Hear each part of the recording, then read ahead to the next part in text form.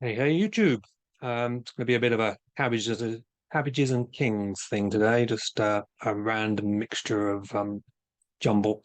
Um, I will continue modeling t-shirts. This one is from my Brazilian publishers, Dark Side. They sent me a bunch of stuff, and I got a t-shirt out of it. People send me free stuff. I wear it for years and years. Um, so the big news today is that artist Tom Brown, not to be confused with artist Tom Roberts, who did the cover art for the book that wouldn't burn, but artist Tom Brown has done some art for the book that wouldn't burn, but commissioned by me just as a bit of fun. Um, so I've known Tom for years and years. He and his wife were early supporters of me back when Prince of Thorns came out. They were very enthusiastic, and this is I ran a graphic novel contest back when I thought Prince of Thorns might get a graphic novel, and this was Tom's entry that won the contest, the first panel of it at least. Um, and so I said, could you draw something inspirational for the book that wouldn't burn that would show the three animal guides in it, or animal companions, featured animals. And if I roll this wheel, we can see this is Tom's first sketch. Um, and it's like one of those can you see what it is yet moments. There's a raven lurking in there. His cat's helping. Um, and then things progressed very rapidly through the detailing and then getting more and more detailed and getting the background in there. We can now see a rather black looking dog and a cat lurking.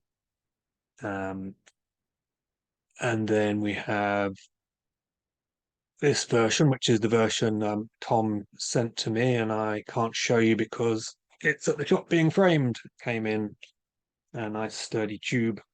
Um, and then after that, he coloured it, and this is the version that you can buy a print of. So you can get it on a sheet of A4 for move my own self around a bit. £8 there plus package and posting. An A4 piece of artwork would look something like this, which is this girl in the stars, I think. But the same size, but that piece of art. And you can also get it for an A3 piece of paper, which is £16, but considerably bigger. Um, Lovely thing. Why not invest in a nice print from Tom? What else?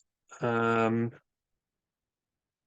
running a contest for my last copy of The Book That Wouldn't Burn, and I've asked people just to send in pictures of either a cat or a dog or a raven.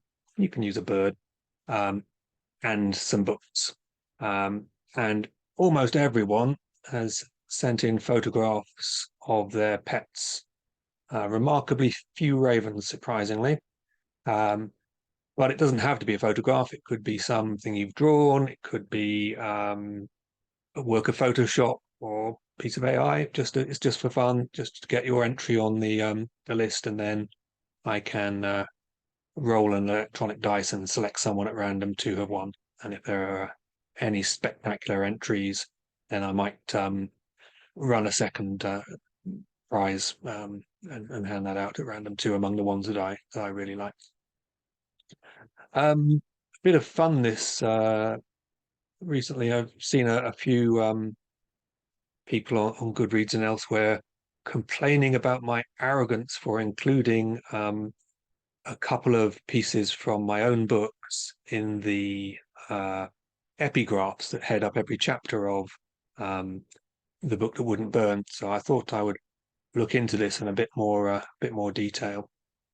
So here we have the PDF of myself over here, and let's look at chapter one. Well, there's an epigraph, and as it happens, I actually wrote that, although it's attributed to the first book of I read.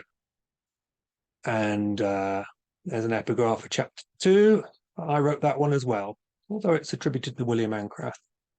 And I wrote that one, and that one for chapter four, and that one for five, and I wrote that one for six, and that one for seven. Are we seeing a pattern yet? Somehow, every time I move myself so we can see these epigraphs, they appear underneath my picture, for me at least. I wrote that one for number eight, and that one for number nine, and that one for chapter 10, and that one for chapter 11. That one, although it claims to have been written by someone in the book, it was actually written by me. And this one, that was written by me. And chapter 14's epigraph was also written by me. And so was 15 and 16. And even though this one hints that it may have been written by the man who coined the Dewey Decimal Classification System, it wasn't. It was written by me. And even that one that says anon, well, that was me. And this one again appears to have been written by a character in the book, but it was actually written by me. And this fine fellow exists, but he's one of my patrons, and a perk of one of the higher tiers in my Patreon is Tuckerization. So he volunteered to be the fake author of a piece from a fake book that I wrote.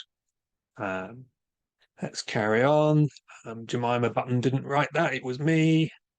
C.S. Leylandii didn't write that. It was me.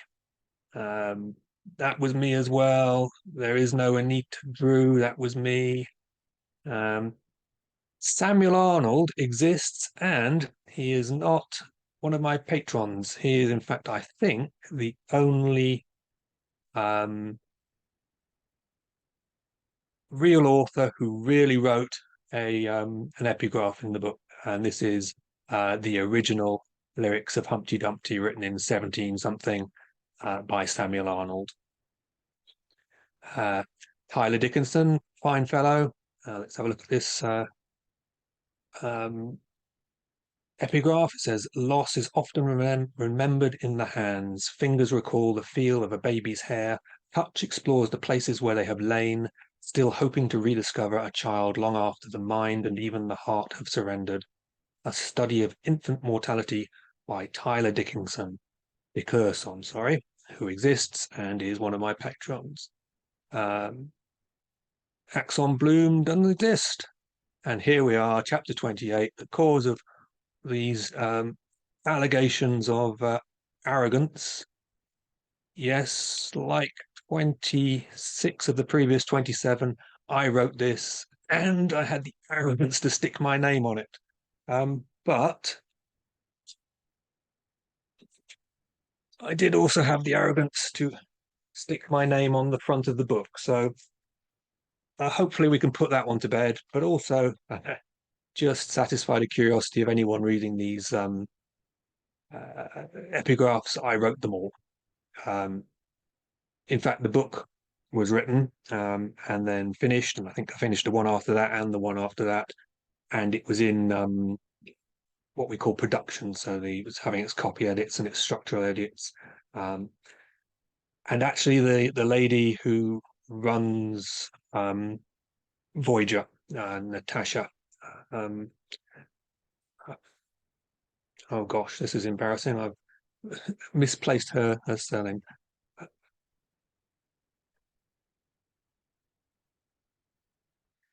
Natasha. Uh, God's sake, I'm going to have to edit this out, aren't I? Anyway, she, in a stroke of genius, suggested why not have epigraphs and why not have them be fake epigraphs from books in the library. And I thought that was very clever. And so I did it, and I sat down for 3 days and I wrote 70 of the things. And there they are. And they've seemed quite popular. Anyway, want to say Natasha Barden. There you go. I, if you ever meet me, I am absolutely terrible at names, and even worse at faces. I have a thing. It's not face blindness. There's a thing called propragnosia where you can't recognize your own mother. Um, and I'm not that bad, but I am pretty bad on that spectrum. And so if you meet me, say at BristolCon one year, and then next year, we had a good time and a good conversation. You rock up and say, "Hi, Mark." I won't know who you are, um, and that's not arrogance, and it's not me not caring who you are, but your face will not have stuck in my brain. It may be in some way connected with the aphantasia, which means that I can't form images in my head when I'm awake. So I'm not going to go into that in too much detail, but you can look it up. It's a thing. Let's see if I can get us back to this. So I'm working my way through these bits of random information.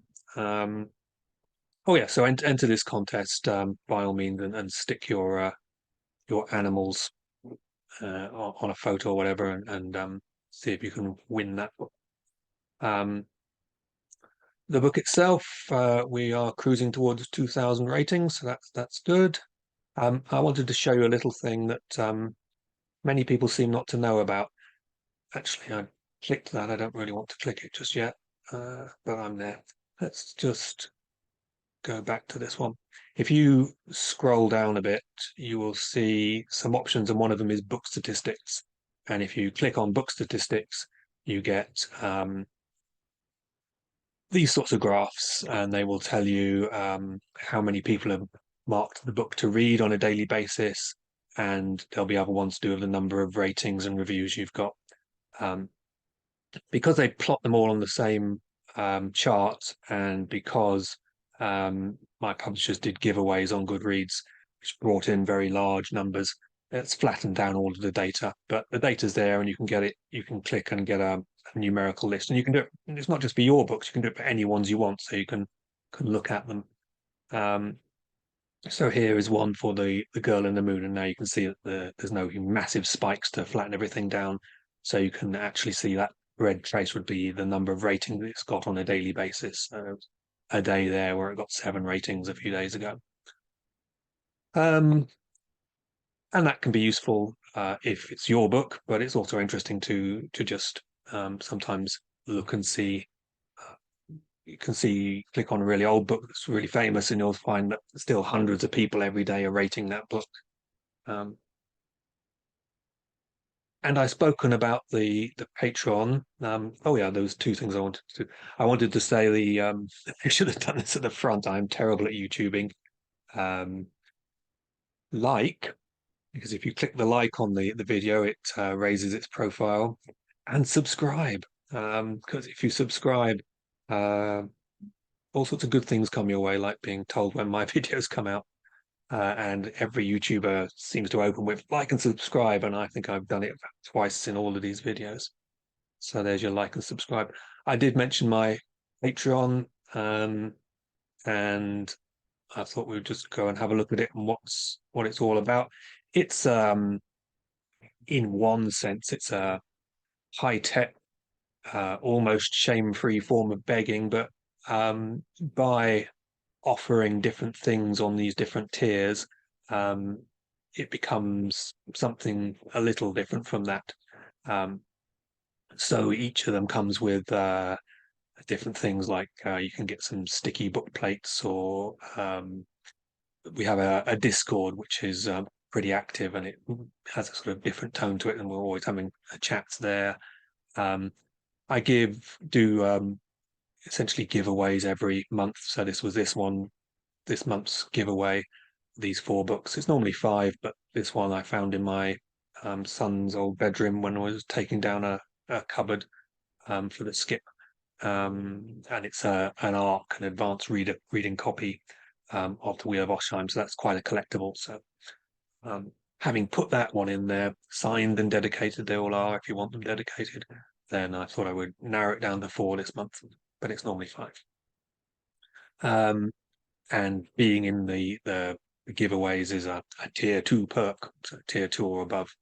Um, tier 3, you get to read a bunch of unpublished stuff and have some of the things that aren't published but are free in nicer formats for your Kindles.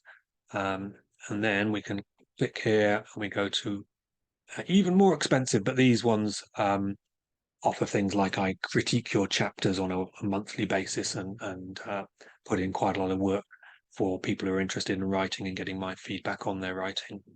And I even have, though I have no, no takers yet, a rather tongue-in-cheek tier for generous billionaires who get absolutely nothing but the privilege of giving me $1,000 a month.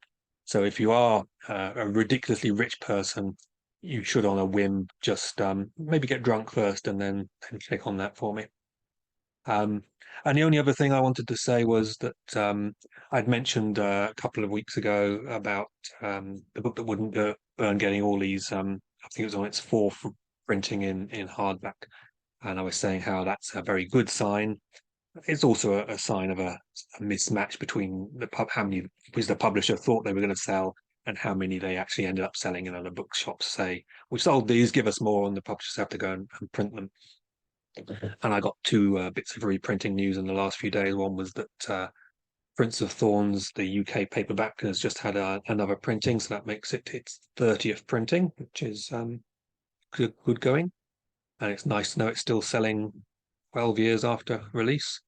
And The Girl in the Moon paperback got another printing, and I think that's probably just its second one. But even so, Book of the Ice seems to get a bit less love than most of my trilogies. So it's nice to see books in that trilogy getting reprints, because I think they are good books, very good books, but they are enhanced by having read all of my other stuff. And that's it. I'm going to love you and leave you and apologize to Natasha Barden if she ever sees this, that I completely blanked on her name at that crucial juncture. Let me see if I can stop the recording. Ciao.